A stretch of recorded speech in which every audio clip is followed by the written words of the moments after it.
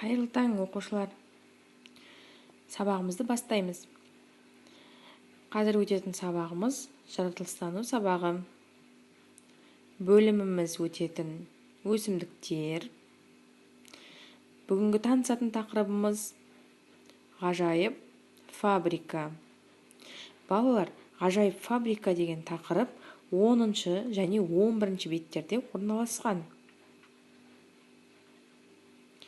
Ойланып көрейікші, оқушылар. Өсімдік тіршілігіне жылу қалай әсер етеді?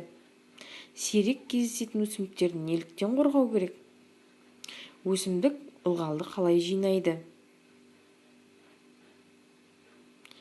Балалар, бүгінгі тірек сөздеріміз оттек, көмірқышқыл газы, глюкоза, фотосинтез. Балалар, бүгінгі тақырыбымызды тереңірек түсіну үшін видеороликке назар аударайық. Балалар, өсімдік мүшелерін еске түсірейікші. Өсімдік қандай мүшелерден тұрады? Оны байқау үшін төмендегі суретке назар аударайық. Өсімдіктің тұқымы, тамыры, жапырағы, сабағы, гүлі, жемісі болады екен. Жапырағы арқылы тыныс алады, буланады.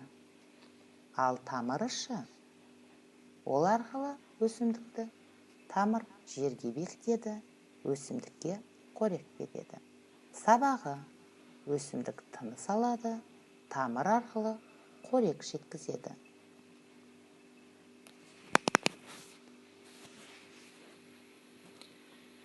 Бейнежазбаны көріп болса оқушылар, кітабымыздың 10-шы бетіне назар аударайық. Балалар, Негеш пен Эврика өздерінің зертханасына келді. Олар зертханада тұрған гүлдерге су құйып, өздерінің өсіріп атқан гүлдерін зерттей бастады. Балалар, күн сәулесі болмаса өсімдік өсе алмайды.